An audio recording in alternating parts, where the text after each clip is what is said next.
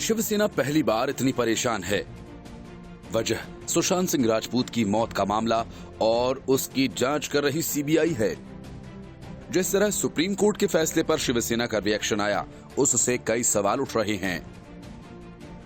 CBI की जांच से सब खुश तो हैं, लेकिन महाराष्ट्र की सत्तासीन पार्टी को इसमें क्या दिक्कत हो रही है?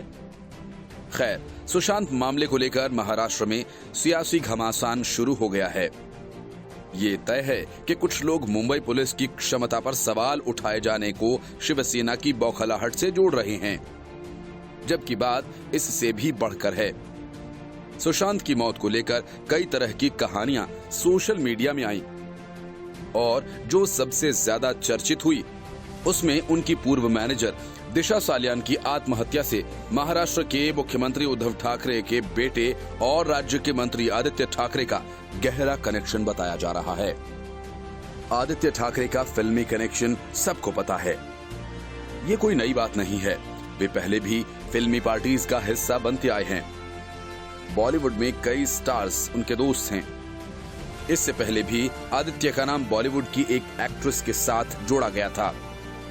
रिया चक्रवर्ती जिस एकमात्र राजनेता को फॉलो करती हैं, वो आदित्य ठाकरे ही हैं। ये तो साफ है कि आदित्य का अपना सर्कल है, उसमें फिल्मी सितारे भी हैं।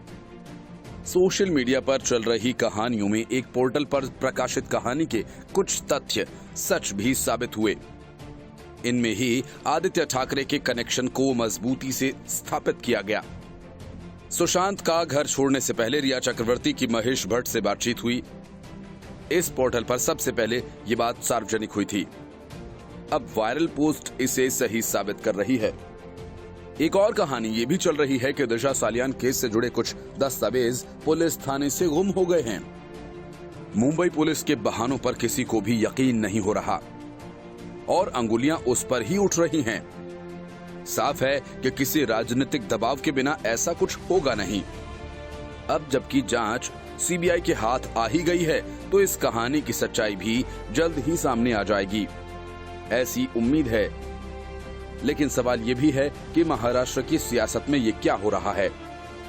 दरअसल कुछ मुद्दे पर शिवसेना को सत्ता में सहयोगी पार्टियां एनसीपी और कांग्रेस ने अकेला खड़ा कर दिया है। सुप्रीम कोर्ट के फैसले पर महाराष्ट्र के गौरव की झंडा बरदारी जिस तरह शिवसेना ने की, उतना ही दमखम कांग्रेस और एनसीपी में नहीं दिखाया। शरद पवार के पोते और अजीत पवार के बेटे पार्थ पवार तो इस मामले में विपक्ष के साथ खड़े दिखाई दिए। पहले तो उन्होंने सीबीआई जांच की मांग की, फिर जब सुप्रीम कोर्ट का फैसला आया तो सत्यमेव जयते लिखकर ट्वीट किया। बीजेपी के नेता नारायण राणे और उनके बेटे नितेश राणे ने तो इस मामले में आदित्य ठाकरे पर ही मुंबई पुलिस पर दबाव बनाने का आरोप लगाया। राणे ने तो इस मामले में आदित्य ठाकरे पर ही मुंबई पुलिस पर दबाव बनाने का आरोप लगाया।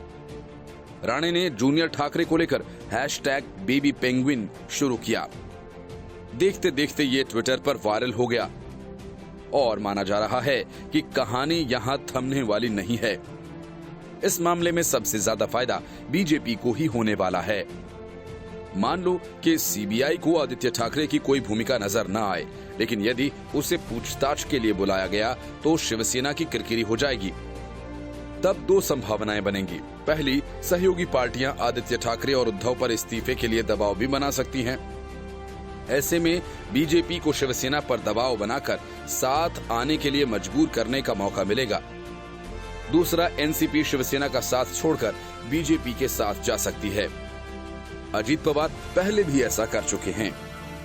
Bureau report, news of India. Sushant Singh Rajput मामले में एक तरफ हर दिन नए खुलासे हो रहे हैं और दूसरी तरफ सीबीआई ने अपनी जांच शुरू कर दी है। इस मामले में नया मोड़ तब सामने आ गया जब महेश भट्ट और रिया चक्रवर्ती की व्हाट्सएप पर हुई बातचीत का स्क्रीनशॉट सामने आने का दावा किया गया। इस पूरे मामले में जाने माने अभिनेता और कांग्रेस के नेता शत्रुघ्न सिन्हा ने भी अपनी राय जाहिर की है। उन्होंने महेश भट्ट और रिया चक्रवर्ती के बॉन्ड को लेकर भी सवाल किए। सुशांत सिंह राजपूत मामले को लेकर बॉलीवुड के कई बड़े स्टार्स चुप्पी साधे हुए हैं।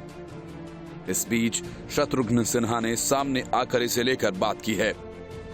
उन्होंने महेश भट्ट और रिया चक्रवर्ती की व्हाट्सएप चैट की चर्चा करते हुए कहा कि मैं नहीं जानता कि उनके बीच रिश्ता क्या है, गॉडफादर का रिश्ता या पिता, अंकल या गहरे मित्र का रिश्ता था, हमें तो नहीं पता।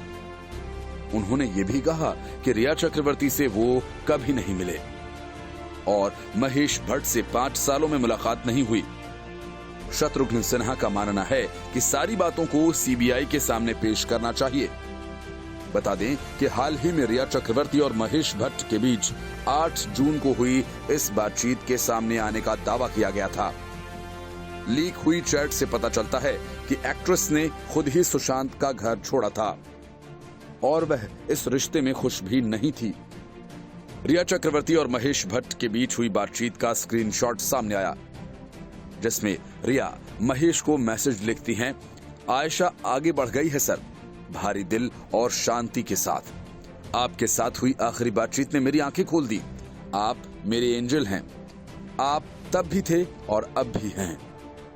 दरअसल आयशा महेश भट्ट द्वारा निर्देशित फिल्म जलेबी में निभाए रिया चक्रवर्ती के कैरेक्टर का नाम था।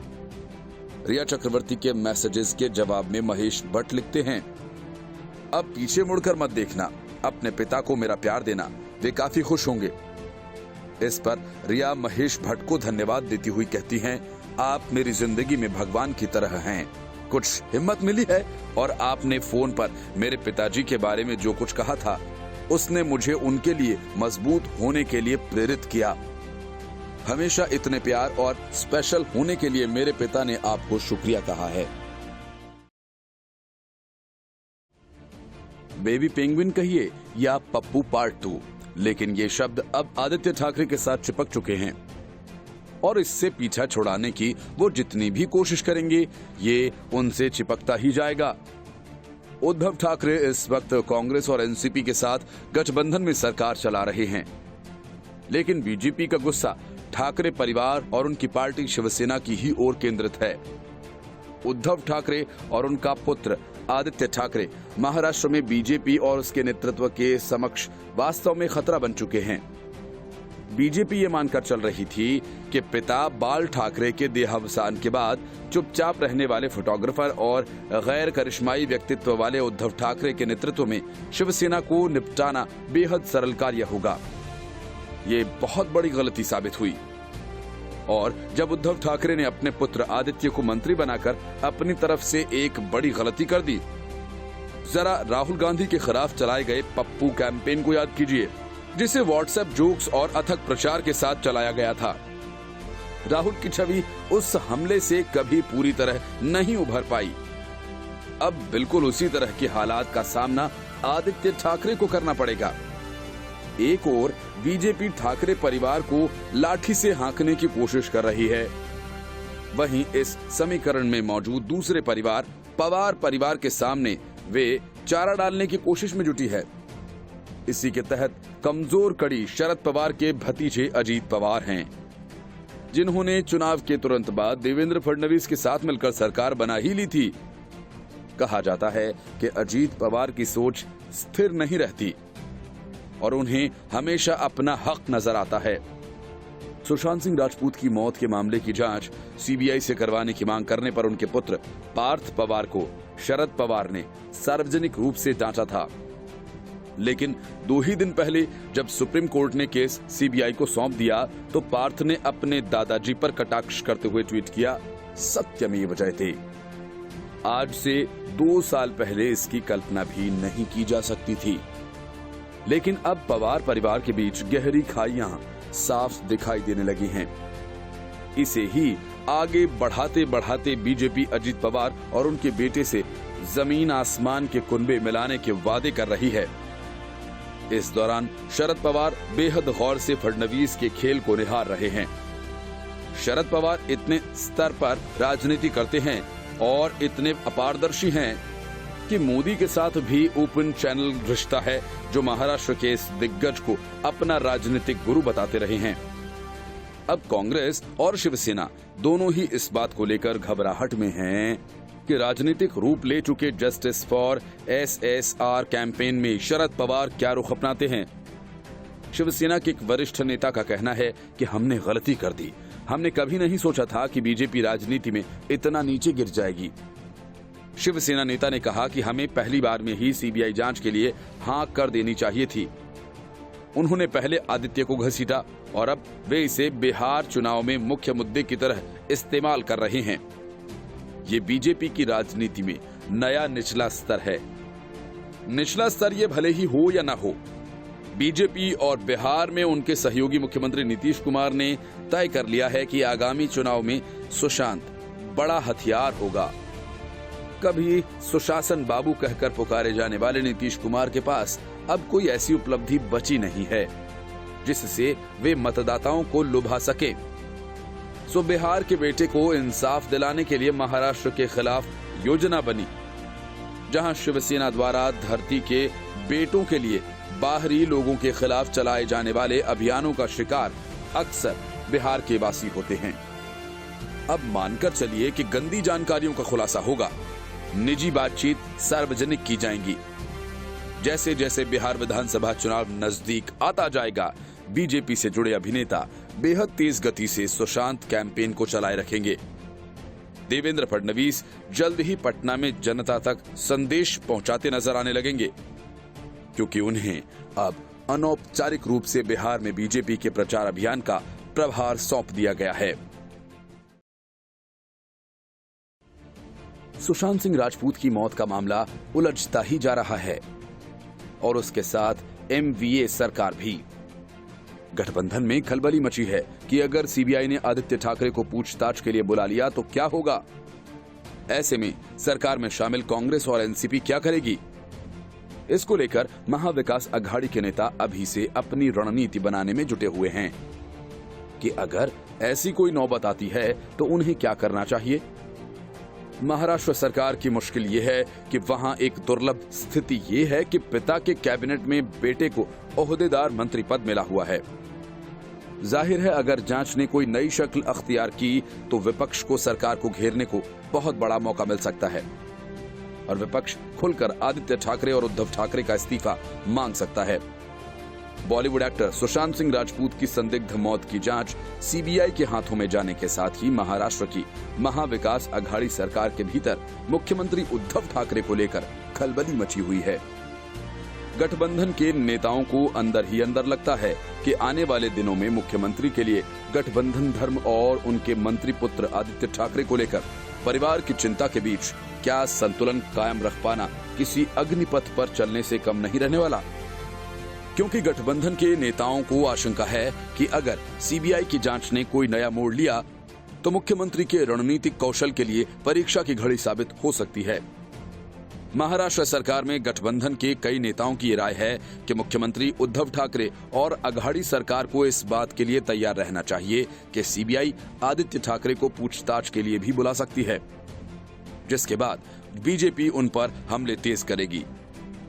महाराष्ट्र में शिवसेना, एनसीपी और कांग्रेस सरकार के कई नेताओं को लगता है कि केंद्र की बीजेपी सरकार ने जिस तरह से इस केस की सीबीआई जांच में दिलचस्पी दिखाई है, उससे लगता है कि ये मातोश्री से बदला लेना चाहती है। एनसीपी और कांग्रेस के कई नेता इस बात के लिए शिवसेना से सहमत दिखाई दे रहे हैं। बीजेपी आदित्य ठाकरे को निशाना बना रही है। उन्हें लगता है कि जिस तरह से सुप्रीम कोर्ट में सुनवाई पूरी होने से पहले ही केंद्र ने सीबीआई जांच की बिहार सरकार की सिफारिश मानकर जांच उसके हवाले कर दी, उससे लगता है कि वे बीजेपी के साथ गठबंधन तोड़ने के लिए उद्धव ठाकरे और शिवसेना से राजनीतिक बदला लेना चाहती है, जबकि वे ये भी दावा करते हैं कि इसके पीछे बिहार में होने वाला चुनाव है। कहीं न कहीं महाराष्ट्र में शिवसेना के घटक दलों के नेताओं की ये भी राय है कि जब बीजेपी ने सुशांत सिंह राजपूत केस की सीबीआई जांच की मांग शुरू कर दी तो मुख्यमंत्री उद्धव ठाकरे के सहयोगी दलों के नेताओं के बीच इस पर राजनीतिक चर्चा करनी चाहिए थी, लेकिन उन्होंने इसे मुख्य रूप से अपने परिवार और निजी वफादारों तक ही सीमित रखने की कोशिश की। इसका नतीजा ये हुआ कि विपक्ष ज्यादा आक्रामक हो गया और यहां तक कि कोर्ट ने भी सीबीआई जांच की सिफारिश मान ली। उद्धव के सहयोगी तब इस बात से अंदर खाने बहुत मायूस हो गए थे जब उन्हें पता चला कि उन्होंने चुपचाप अपने एक वफादार अनिल परब को केंद्रीय मंत्री नितिन गडकरी को मनाने के लिए भेज दिया है। उन्हें उम्मीद थी कि गडकरी पार्टी से उठ रहे सीबीआई जांच की मांग को दबा देंगे, लेकिन इसमें उद्धव नाकाम रहे। गठबंधन के एक नेता ने जांच में ठाकरे के शामिल होने की आशंका जताते हुए कहा कि कई विपक्षी नेताओं और राजनीतिक परिवार ने केंद्रीय एजेंसीज की जांच का सामना किया है, लेकिन इससे लड़कर बाहर निकल रही हैं। शायद ठाकरे भी इस लिस्ट में शामिल होने वाले हैं और उनकी परीक्षा होने वाली है। वहीं महाराष्ट्र के एक मंत्री ने आरोप लगाया कि योजना के तहत लिखी गई स्क्रिप्ट इसी दिशा में बढ़ने वाली है और हमें इससे सूझबूझ के साथ राजनीतिक और एकजुटता के साथ निपटना होगा, भावनात्मक या निजी तौर पर नहीं। दरअसल पिता के मंत्रिमंडल में बेटे का कैबिनेट मंत्री रहना बहुत ही दुर्लभ मामला है, लेकिन महाराष्ट्र में पिछले साल जो महाविकास अघाड़ी की सरकार बनी उसमें ये बहुत ही महत्वपूर्ण घटना घट चुकी है। उद्धव ठाकरे की शिवसेना ने जिस तरह से मुख्यमंत्री बनने के लिए बीजेपी के साथ चुनाव जीतने के बाद उसका साथ छोड़ा था, जाहिर है कि महाराष्ट्र बीजेपी और उसके नेता उस बात को भूल नहीं पाए। और यदि महाविकास अघाड़ी के नेताओं की आदित्य ठाकरे से पूछताछ की आशंका सही साबित होती है तो प्रदेश बीजेपी शांत बैठी रहेगी, ये लगता नहीं। योगी आदित्यनाथ विधानसभा सत्र के दौरान विपक्ष और खास तौर पर आम आदमी पार्टी पर जमकर बरसे। योगी आदित्यनाथ ने सदन में कहा कि हमने यूपी के लोगों को कोरोना से बचाने में महत्वपूर्ण काम किया है। उन्होंने कहा कि दिल्ली के कुछ नमूने यहां आकर पूछते हैं कि आपने लोगों के लिए क्या किया। अब हम उन्हें क्या बताएं कि हमने क्या क्या किया। मुख्यमंत्री ने दिल्ली और उत्तर प्रदेश के आंकड़ों के साथ उदाहरण पेश किया। मुख्यमंत्री ने इशारों ही इशारों में आप सांसद संजय सिंह पर निशाना साधा और उन्हें नमूना बताया। सीएम योगी आदित्यनाथ ने कहा कि ये दिल्ली की सत्ता में बैठे घिनौने चेहरे हैं जो यूपी की बात करते हैं, लेकिन दिल्ली में क्या हालत कर दी उस पर बात नहीं करते। यूपी में प्रति लाख 12 मौतें हुई हैं, जबकि दिल्ली में आंकड़ा 124 है। यूपी में हालात पूरे देश से सबसे बेहतर हैं। मुख्यमंत्री ने कहा कि यह सदन ऐसे समय में चल रहा है जब पूरी दुनिया कोविड-19 की वैश्विक महामारी से जूझ रही है, लेकिन साथ ही सदन उन परिस्थितियों में भी हो रहा है जब देश के अंदर एक ऐतिहासिक निर्णय को लेकर एक नई उमंग, नया उत्साह है। उन्होंने कहा कि रोम की बात करने वाले भी राम राम करने लगे हैं। उन्होंने कहा कि 492 वर्षों के बाद अयोध्या में भगवान श्री राम के भव्य मंदिर निर्माण की कार्यवाही का प्रधानमंत्री के कर कमलों से शुभारंभ होना उत्तर प्रदेश वासियों के लिए गौरव का विषय है। उन्होंने कहा कि 5 अगस्त 2019 में इसके अंदर सत्ता लोलुप राजनीति की एक बड़ी गलती का परिमार्जन प्रधानमंत्री के मार्गदर्शन में गृह मंत्री अमित शाह ने कश्मीर की धारा 370 को सदैव के लिए समाप्त करके आतंकवाद के ताबूत पर अंतिम कील ठोकने का काम किया। विपक्ष पर निशाना साधते हुए सीएम योगी आदित्यनाथ ने कहा कि ये वही लोग हैं जो जातिवाद का झंडा लेकर चलते हैं। मॉनसून सत्र के तीसरे दिन सीएम योगी आदित्यनाथ विपक्ष पर पूरी तरह से आक्रामक रहे। उन्होंने कहा कि कुछ लोग तिलक तराजू के नाम पर समाज में जहर घोलते हैं, राम और परशुराम में भेद बताकर गंदी सियासत करते हैं, जातिवादी, विभाजनकारी, कुत्सित मानसिकता रखते हैं और इसी वजह से देश की खुशी के साथ खुश नहीं हो सकते हैं। देश की खुशी के साथ वही लोग खुश हो सकते हैं जिनमें मर्यादा और धैर्य हो। लोकतंत्र बगैर लोकलाज के नहीं चलता। Report, news of India.